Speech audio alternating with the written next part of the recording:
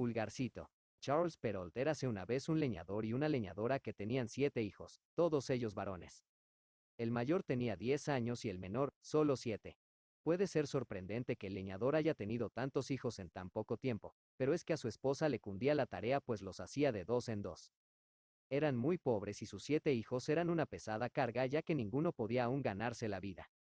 Sufrían además porque el menor era muy delicado y no hablaba palabra alguna, interpretando como estupidez lo que era un rasgo de la bondad de su alma. Era muy pequeñito y cuando llegó al mundo no era más gordo que el pulgar, por lo cual lo llamaron Pulgarcito.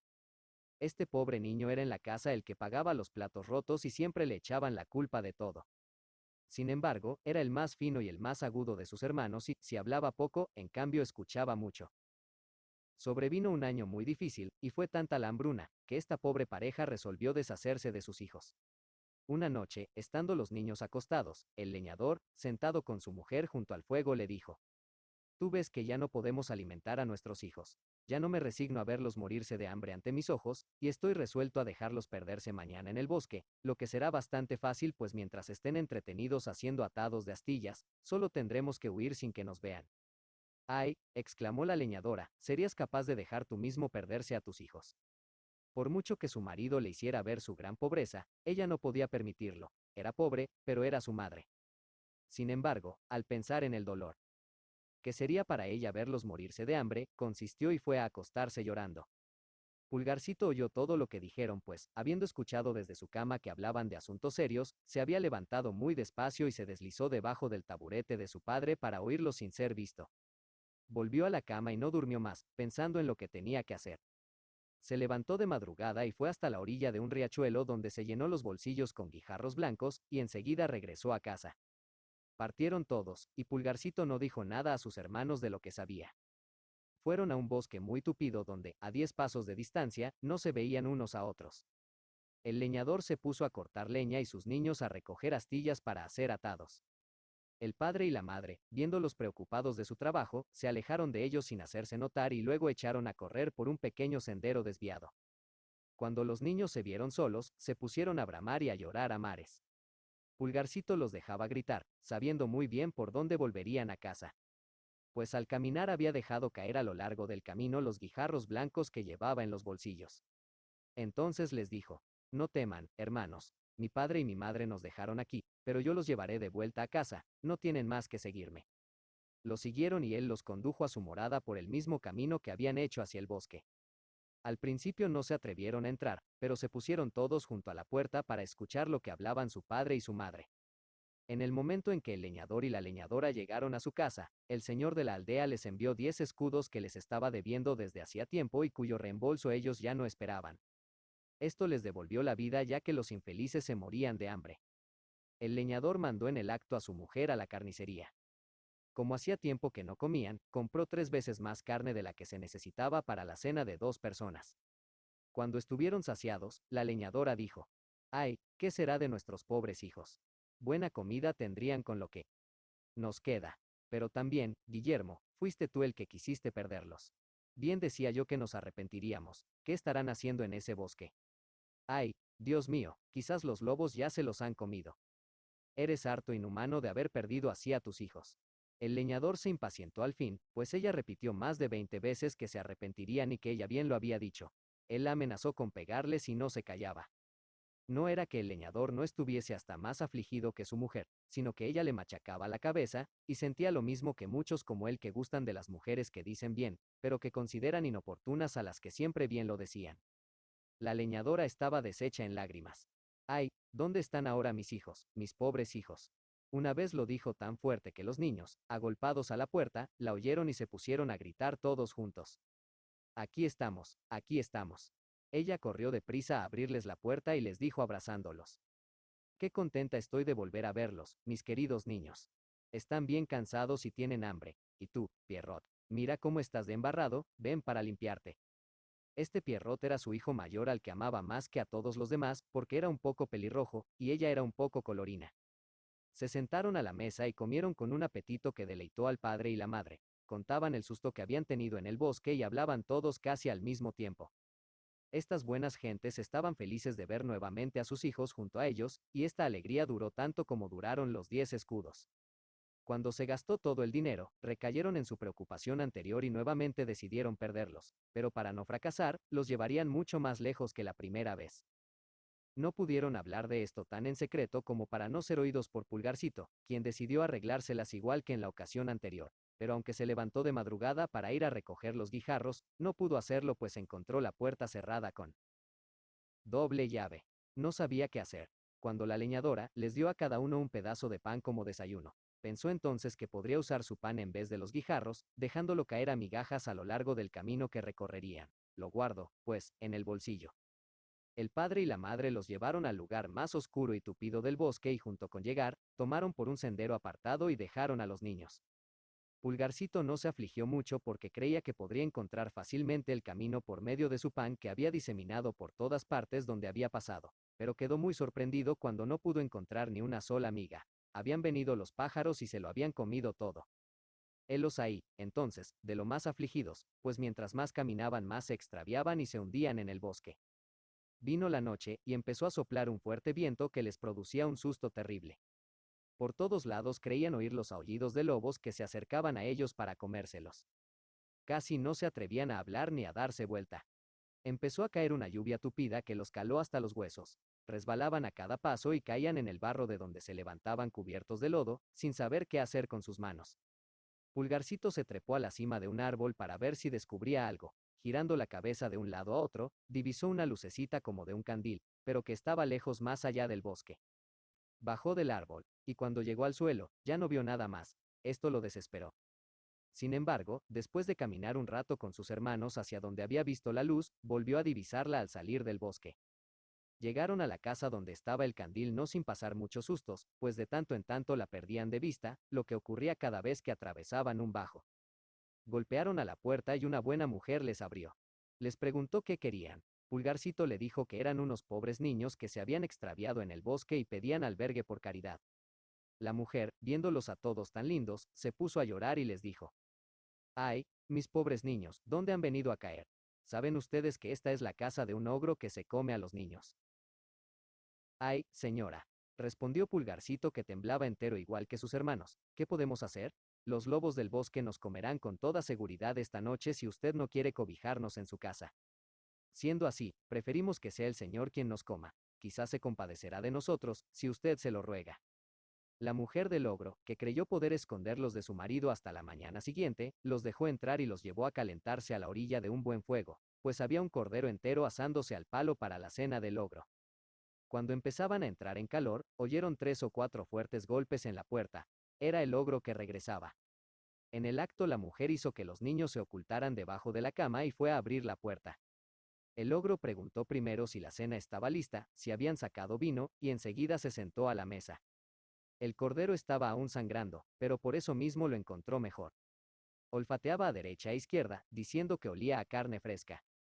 «Tiene que ser», le dijo su mujer, «ese ternero que acabo de preparar lo que sentís». «Huelo carne fresca, otra vez te lo digo», repuso el ogro mirando de reojo a su mujer, «aquí hay algo que no comprendo». Al decir estas palabras, se levantó de la mesa y fue derecho a la cama. «Ah», dijo él, «así me quieres engañar, maldita mujer. No sé por qué no te como a ti también. Suerte para ti que eres una bestia vieja. Esta casa me viene muy a tiempo para festejar a 3 ogros amigos que deben venir en estos días». Sacó a los niños de debajo de la cama, uno tras otro. Los pobres se arrodillaron pidiéndole misericordia, pero estaban ante el más cruel de los ogros quien, lejos de sentir piedad, los devoraba ya con los ojos y decía a su mujer que se convertirían en sabrosos bocados cuando ella les hiciera una buena salsa. Fue a coger un enorme cuchillo y mientras se acercaba a los infelices niños, lo afilaba en una piedra que llevaba en la mano izquierda. Ya había cogido a uno de ellos cuando su mujer le dijo: «¿Qué queréis hacer a esta hora? No tendréis tiempo mañana por la mañana». «Cállate», repuso el ogro, «así estarán más tiernos». «Pero todavía tenéis tanta carne», replicó la mujer. «Hay un ternero, 2 corderos y la mitad de un puerco». «Tienes razón», dijo el ogro. «Dales una buena cena para que no adelgacen, y llévalos a acostarse». La buena mujer se puso contentísima, y les trajo una buena comida, pero ellos no podían tragar, de puro susto. En cuanto al ogro, siguió bebiendo, encantado de tener algo tan bueno para festejar a sus amigos. Bebió unos 12 tragos más que de costumbre, que se le fueron un poco a la cabeza, obligándolo a ir a acostarse. El ogro tenía 7 hijas muy chicas todavía. Estas pequeñas ogresas tenían todas un lindo colorido, pues se alimentaban de carne fresca, como su padre. Pero tenían ojitos grises muy redondos, nariz ganchuda y boca grande con unos afilados dientes muy separados uno de otro. Aún no eran malvadas del todo, pero prometían bastante, pues ya mordían a los niños para chuparles la sangre. Las habían acostado temprano, y estaban las 7 en una gran cama, cada una con una corona de oro en la cabeza. En el mismo cuarto había otra cama del mismo tamaño. Ahí la mujer del ogro puso a dormir a los 7 muchachos, después de lo cual se fue a acostar al lado de su marido.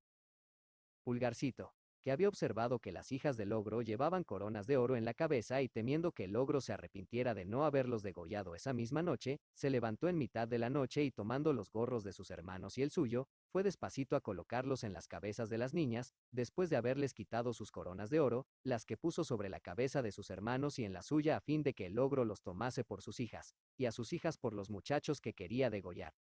La cosa resultó tal como había pensado, pues el ogro, habiéndose despertado a medianoche, se arrepintió de haber dejado para el día siguiente lo que pudo hacer la víspera. Salió, pues, bruscamente de la cama, y cogiendo su enorme cuchillo. Vamos a ver, dijo, ¿cómo están estos chiquillos? No lo dejemos para otra vez. Subió entonces al cuarto de sus hijas y se acercó a la cama donde estaban los muchachos. Todos dormían menos Pulgarcito, que tuvo mucho miedo cuando sintió la mano del ogro que le tanteaba la cabeza, como había hecho con sus hermanos. El ogro, que sintió las coronas de oro. Verdaderamente, dijo, buen trabajo habría hecho. Veo que anoche bebí demasiado. Fue enseguida a la cama de las niñas donde, tocando los gorros de los muchachos. Ah, exclamó, aquí están nuestros mozuelos, trabajemos con coraje. Diciendo estas palabras, degolló sin trepidar a sus 7 hijas. Muy satisfecho después de esta expedición, volvió a acostarse junto a su mujer. Apenas Pulgarcito oyó los ronquidos del ogro, despertó a sus hermanos y les dijo que se vistieran rápido y lo siguieran. Bajaron muy despacio al jardín y saltaron por encima del muro. Corrieron durante toda la noche, tiritando siempre y sin saber a dónde se dirigían. El ogro, al despertar, dijo a su mujer, anda arriba a preparar a esos chiquillos de ayer. Muy sorprendida quedó la ogresa ante la bondad de su marido sin sospechar de qué manera entendía él que los preparara, y creyendo que le ordenaba vestirlos, subió y cuál no sería su asombro al ver a sus 7 hijas degolladas y nadando en sangre. Empezó por desmayarse, que es lo primero que discurren casi todas las mujeres en circunstancias parecidas. El ogro, temiendo que la mujer tardara demasiado tiempo en realizar la tarea que le había encomendado, subió para ayudarla. Su asombro no fue menor que el de su mujer cuando vio este horrible espectáculo. ¡Ay, qué hice!, exclamó, me la pagarán estos desgraciados, y en el acto echó un tazón de agua en la nariz de su mujer y haciéndola volver en sí. Dame pronto mis botas de 7 leguas, le dijo, para ir a agarrarlos. Se puso en campaña, y después de haber recorrido lejos de uno a otro lado, tomó finalmente el camino por donde iban los pobres muchachos que ya estaban a solo 100 pasos de la casa de sus padres. Vieron al ogro ir de cerro en cerro, y atravesar ríos con tanta facilidad como si se tratara de arroyuelos. Pulgarcito, que descubrió una roca hueca cerca de donde estaban, hizo entrar a sus hermanos y se metió él también, sin perder de vista lo que hacía el ogro. Este, que estaba agotado de tanto caminar inútilmente, pues las botas de 7 leguas son harto cansadoras, quiso reposar y por casualidad fue a sentarse sobre la roca donde se habían escondido los muchachos. Como no podía más de fatiga, se durmió después de reposar un rato, y se puso a roncar en forma tan espantosa que los niños se asustaron igual que cuando sostenía el enorme cuchillo para cortarles el pescuezo. Pulgarcito sintió menos miedo, y les dijo a sus hermanos que huyeran deprisa a la casa mientras el ogro dormía profundamente y que no se preocuparan por él. Le obedecieron y partieron raudos a casa. Pulgarcito, acercándose al ogro, le sacó suavemente las botas y se las puso rápidamente. Las botas eran bastante anchas y grandes, pero como eran mágicas, tenían el don de adaptarse al tamaño de quien las calzara, de modo que se ajustaron a sus pies y a sus piernas como si hubiesen sido hechas a su medida. Partió derecho a casa del ogro donde encontró a su mujer que lloraba junto a sus hijas degolladas. Su marido, le dijo Pulgarcito, está en grave peligro. Ha sido capturado por una banda de ladrones que han jurado matarlos y él no les da todo su oro y su dinero. En el momento en que lo tenían con el puñal al cuello, me divisó y me pidió que viniera a advertirle del estado en que se encuentra y a decirle que me dé todo lo que tenga disponible en la casa sin guardar nada, porque de otro modo lo matarán sin misericordia. Como el asunto apremia, quiso que me pusiera sus botas de 7 leguas para cumplir con su encargo, también para que usted no crea que estoy mintiendo. La buena mujer, asustadísima, le dio en el acto todo lo que tenía, pues este ogro no dejaba de ser buen marido, aun cuando se comiera a los niños. Pulgarcito, entonces, cargado con todas las riquezas del ogro, volvió a la casa de su padre donde fue recibido con la mayor alegría. Hay muchas personas que no están de acuerdo con esta última circunstancia, y sostienen que Pulgarcito jamás cometió ese robo, que, por cierto, no tuvo ningún escrúpulo en quitarle las botas de 7 leguas al ogro porque éste las usaba solamente para perseguir a los niños. Estas personas aseguran saberlo de buena fuente, hasta dicen que por haber estado comiendo y bebiendo en casa del leñador. Aseguran que cuando Pulgarcito se calzó las botas del ogro, partió a la corte, donde sabía que estaban preocupados por un ejército que se hallaba a 200 leguas, y por el éxito de una batalla que se había librado. Cuentan que fue a ver al rey y le dijo que si lo deseaba, él le traería noticias del ejército esa misma tarde. El rey le prometió una gruesa cantidad de dinero si cumplía con este cometido. Pulgarcito trajo las noticias esa misma tarde, y habiéndose dado a conocer por este primer encargo, ganó todo lo que quiso, pues el rey le pagaba generosamente por transmitir sus órdenes al ejército. Además, una cantidad de damas le daban lo que él pidiera por traerles noticias de sus amantes, lo que le proporcionaba sus mayores ganancias. Había algunas mujeres que le encargaban cartas para sus maridos, pero le pagaban tan mal y representaba tan poca cosa, que ni se dignaba tomar en cuenta lo que ganaba por ese lado. Después de hacer durante algún tiempo el oficio de correo, y de haber amasado grandes bienes, regresó donde su padre, donde la alegría de volver a verlo es imposible de describir. Estableció a su familia con las mayores comodidades. Compró cargos recién creados para su padre y sus hermanos y así fue colocándolos a todos, formando a la vez con habilidad su propia corte. Moraleja. Nadie se lamenta de una larga descendencia cuando todos los hijos tienen buena presencia, son hermosos y bien desarrollados.